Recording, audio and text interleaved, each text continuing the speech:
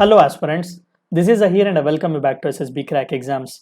आज के इस वीडियो में हम रिसेंटली हुई कंट्रोवर्सी के बारे में बात करेंगे, जहां पर राष्ट्रपति भवन में जो मुगल गार्डन्स हैं उन्हें रीनेम किया हुआ है एज अमृत उद्यान।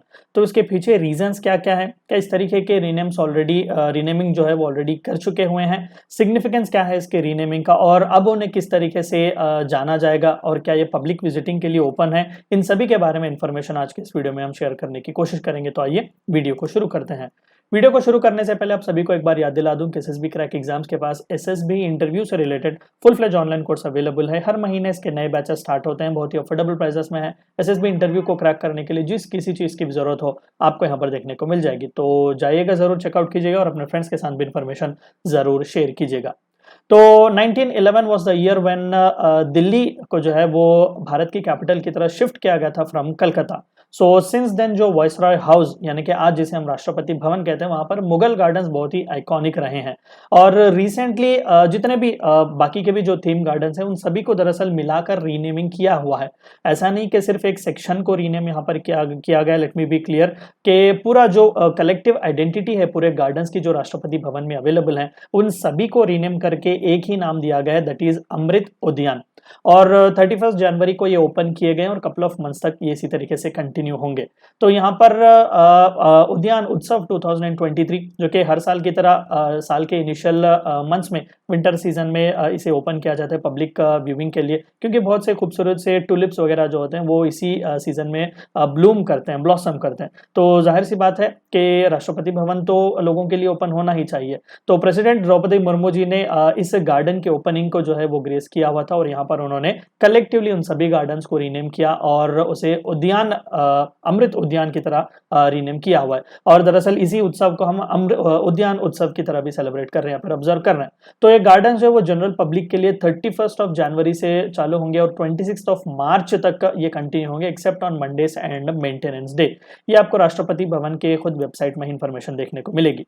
और यहाँ पर कई सारे इस तरीके से यूनिक अट्रैक्शंस देखने को हमें मिलेंगे और खासकर जो 12 यूनिक वेराइटीज हैं जो कि कल्टीवेटेड ट्यूलिप्स हमें खासकर राष्ट्रपति भवन में देखने को मिलते हैं, वो बस यही 2 महीने ज्यादातर ब्लूम होते हैं इस फेज में। तो इसीलिए 2 महीने ही ये गार्डन जो है वो ओपन किए जाते हैं पब्लिक व्यूइंग के लिए। तो 75 ईयर्स हमने रिसेंटली कंप्लीट किया आज़ादी के अमृत महोत्सव के, तो उसी के चलते ये डिसीजन लिया गया है कि सभी जितने भी अलग अलग गार्डन्स हैं वहां पर, देखिए मुगल गार्डन बस एक सेक्शन था राष्ट्रपति भवन के अलग अलग गार्डन्स के। कई अलग अलग गार्डन्स हैं वहां पर, मैं आपको उसके बारे में इंफॉर्मेशन भी दूंगा। कई थीम बेस्ड गार्डन्स वगैरह भी हैं, तो उन सभी को कलेक्टिवली रीनेम करके अमृत उद्यान की तरह यहाँ पर नाम रखा गया है और प्रेसिडेंट द्रौपदी मुर्मू जी ने इसे रखा हुआ है। तो पहले तो थोड़ा बहुत इन मुगल गार्डन्स के बारे में, हिस्ट्री के बारे में जानते हैं, क्यों इन्हें बहुत ही यूनिक माना जाता है। देखिए बाबर जो कि मुगलिया सल्तनत के सबसे पहले बादशाह और एस्टैब्लिशर भी थे, दरअसल उन्हें बहुत पसंद था ये मुगल गार्डन का सिस्टम, जिसे हम पर्शियन 4 बाग सिस्टम भी कहते हैं। 4 बाग सिस्टम मैं अगर आपको समझा सकूं तो आप इस इमेज को देख सकते हैं। दरअसल ये एक एरियल व्यू है हुमायूं के मकबरे का जो कि दिल्ली में है। तो आप देख सकते हैं कि मकबरा बीचों बीच है 4 गार्डन्स के। यहाँ पर चारों इक्वल रेक्टिलीनियर 4 अलग अलग ब्लॉक्स की तरह यहाँ पर डिवाइड किए गए हैं और उन चारों गार्डन्स के बीच जो है जो कि इंटरसेक्ट करते हैं इस दूसरे को, बीचों बीच हमें एक मकबरा देखने को मिलेगा।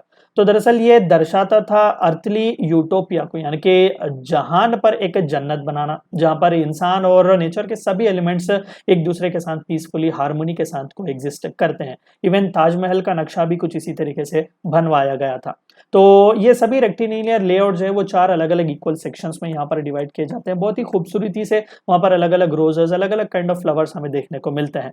तो मुगलिया सल्तनत के जहाँ कहीं पर भी इंपॉर्टेंट से कंस्ट्रक्शंस हैं वहां पर आप सभी को ये 4 बाग सिस्टम देखने को मिलेगा, चाहे वो श्रीनगर का निशात बाग हो या फिर हुमायूं का मकबरा। ये सभी 4 बाग सिस्टम से ही या फिर उसी की मदद से बनाए गए हैं। एक और खास यूनिक चीज ये मुगल गार्डन्स की ये होती है कि यहाँ पर वाटरवेज का बहुत ही अच्छा यूज होता है। बहुत जबरदस्त से फाउंटेन्स भी यहाँ पर हमें देखने को मिलते हैं। देखिए फाउंटेन्स तो और ये वाटरवेज तो वैसे भी इस्तेमाल किए जाते हैं गार्डनिंग के फ्लोरा को मेंटेन करने के लिए, एंड नॉट जस्ट दैट बल्कि ये एस्थेटिक को भी ऐड करते हैं, यानी कि उसकी सीनरिक ब्यूटी को भी यहाँ पर वो और दर्शाते हैं और उसे एनहांस करते हैं। एंड अपार्ट फ्रॉम दैट ये फाउंटेन्स जो है वो इस तरीके से बनाए जाते हैं ताकि वो साइकिल ऑफ लाइफ को भी सिंबलाइज कर सकें, यानी कि एक स्पिरिचुअल डायमेंशन भी इन्हें दिया जा रहा है। सो ये था चार बाग सिस्टम के बारे में। 1911 में जैसे कि मैंने कहा कि कलकत्ता से दिल्ली को शिफ्ट किया गया और ये जिम्मा रखा गया सर एडवर्ड लटियंस और हर्बर्ट बेकर पर। उनमें से भी क्रूशियल सर एडवर्ड लटियंस ही थे जिन्हें ये टास्क दिया गया कि वो वाइसरॉय के एक हाउस को कंस्ट्रक्ट करें। तो रायसीना हिल्स जो कि आज जहां पर राष्ट्रपति भवन है दिल्ली के एरिया में, तो वहां पर 4000 एकड़ की जमीन जो है वो एक्वायर की गई थी और ये टास्क दिया गया था सर एडवर्ड लटियंस को कि वो इस तरीके का एक नया वाइसरॉय के लिए हाउस बनाए, जो कि उस वक्त वाइसरॉय ही हुआ करते थे इंडिया के। तो सर लटियंस को ये बात पता थी कि ब्रिटिश यहाँ पर बस रूल कर रहे हैं, तो जाहिर सी बात थी कि उन्होंने क्या किया, क्लासिक यूरोपियन आर्किटेक्चर को इंडियन स्टाइल के साथ ब्लेंड करके उन्होंने एक बहुत ही यूनिक सिस्टम के साथ ये पूरे राष्ट्रपति भवन को बनाया हुआ है। तो एक बहुत ही यूनिक एस्थेटिक क्वालिटीज यहाँ पर लटियंस ने उस टाइम में दिल्ली को दी हुई थी। और जो मुगल गार्डन्स हैं वो उस वक्त के वाइसरॉय जो कि लॉर्ड हार्डिंगे थे, उनकी पत्नी यानी कि द फर्स्ट लेडी, उस वक्त की लेडी हार्डिंगे जो थी, उनके कंपल्शन पर या फिर उनके रिक्वेस्ट पर जो है ये मुगल स्टाइल गार्डन राष्ट्रपति भवन में या फिर उस वक्त के वाइसरॉय हाउस में बनवाया गया था। उन्होंने किसी किताब में पढ़ा हुआ था, gardens of the great Mughals 1913 में लिखी गई थी, कॉन्स्टेंस विलर स्टुअर्ट ने इसे लिखी हुई थी। तो वहां पर उन्होंने देखा कि कितना ग्रेट ये मुगल चार बाग सिस्टम है। And not just that, Lahore और श्रीनगर में भी कई गार्डन्स वो विजिट कर चुकी हुई थी, तो वो चाहती थी कि वो जहां पर वो रहने वाली हैं वाइसरॉय हाउस, तो वहां पर भी इस तरीके का एक मुगल गार्डन हो। तो लिटियंस ने उनकी उस मांग को पूरी किया और वहां पर एक मुगल गार्डन भी उन्होंने बनवाया हुआ था। And since then it has been continuing. तो ऐसा नहीं कि इस तरीके का रीनेमिंग या फिर इस तरीके का एडिशन और डिलीशन पहली बार हुआ है। हर रेसिडेंट राष्ट्रपति भवन का, यानी कि जो हमारे राष्ट्रपति बन चुके हुए हैं, वो कुछ ना कुछ हमेशा राष्ट्रपति भवन को देते ही रहे हैं। उनका खुद का टच हमेशा वहां पर देखने को मिलेगा। और ओवर द टाइम कई बार ये गार्डन्स कई बार एवॉल्व भी हुए, क्योंकि कई राष्ट्रपति जो वहां पर रहते हैं वो अपने पर्सनल टच भी इसे देने की कोशिश करते हैं, क्योंकि ये राष्ट्रपति का घर भी होता है 5 साल के लिए। फॉर इंस्टेंस हम एग्जाम्पल ले सकते हैं चक्रवर्ती राजगोपालचारी जी का, जो कि आखिरी गवर्नर जनरल भी थे इंडिया के, जिनके बाद हमने डॉक्टर राजेंद्र प्रसाद को प्रेसिडेंट ऑफ इंडिया की तरह इलेक्ट किया हुआ था। तो जब फूड शॉर्टेज वहां पर हो रहा था देश भर में, तो उन्होंने क्या किया कि उसी राष्ट्रपति भवन के पास चंद एकड़ जमीन में उन्होंने खुद खेती बाड़ी करना शुरू की हुई थी। सो देयर इटसेल्फ उन्होंने एक सेक्शन सेपरेट बनाया हुआ था, वहां पर वो फूड ग्रेन्स उगाते थे। और मतलब एक पॉलिटिकल स्टेटमेंट था कि खुद राष्ट्रपति मेहनत कर रहे हैं, तो जाहिर सी बात है कि एक मैसेज लोगों में जा रहा है कि हम भी मेहनत करें। एग्रीकल्चर बहुत बुरी हालत से उस वक्त चल रहा था, तो दरअसल यही वो खेत था या फिर यही वो रीजन था जिसे आज हम राष्ट्रपति भवन में न्यूट्रिशन गार्डन की तरह देखते हैं या फिर कहते हैं, या फिर जिसे दाली खाना भी कहा जाता है। देखिए, जब आप राष्ट्रपति भवन की वेबसाइट को विजिट करेंगे तो 3 अलग अलग सर्क्यूट्स आपको मिलेंगे, सर्क्यूट 1, 2 एंड 3। तो कभी जाकर विजिट कीजिएगा तो सर्क्यूट 3 में के ऑप्शन में आपको ये सभी information A to Z images के साथ देखने को मिल जाएंगे। तो यही वो जगह है जहां पर आज भी ऑर्गेनिकली कल्टीवेशन की जाती है, वेजिटेबल्स वहां पर उगाया जाता है ताकि राष्ट्रपति भवन में उन्हें कंज्यूम किया जाए। प्रेसिडेंट आर वेंकटरमन जी भी यहाँ पर बहुत ही अपने टचेस उन्होंने दिए हुए थे। कैक्टस का गार्डन उन्होंने बनवाया हुआ था। इसके पीछे कोई स्पेसिफिक रीजन ऐसा नहीं था, बस उन्हें कैक्टस पेड़ से बहुत ही या फिर कैक्टस पौधे से उन्हें बहुत ही प्रेम था। और डॉक्टर APJ कलाम जब प्रेसिडेंट बने, उन्होंने भी कई इंपॉर्टेंट से थीम गार्डन्स यहाँ पर एस्टैब्लिश करवाए हुए थे। म्यूजिकल गार्डन, स्पिरिचुअल गार्डन, इस तरीके से अलग अलग गार्डन्स भी उन्होंने इनॉग्रेट करवाए हुए थे।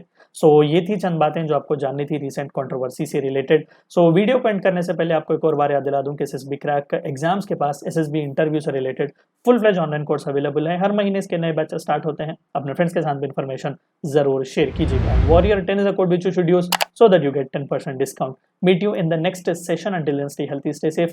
Thank you for watching my lecture. जय हिंद। अगर आप एक डिफेंस एस्पिरेंट हैं और SSB interview, NDA, CDS, FCAT जैसे एग्जाम्स के लिए प्रिपेयर कर रहे हैं, तो आप SSB क्रैक एग्जाम्स के कोर्स को चेक करना ना भूलें। आप हमारी लर्निंग एप्लीकेशन को Google Play Store से भी डाउनलोड कर सकते हैं।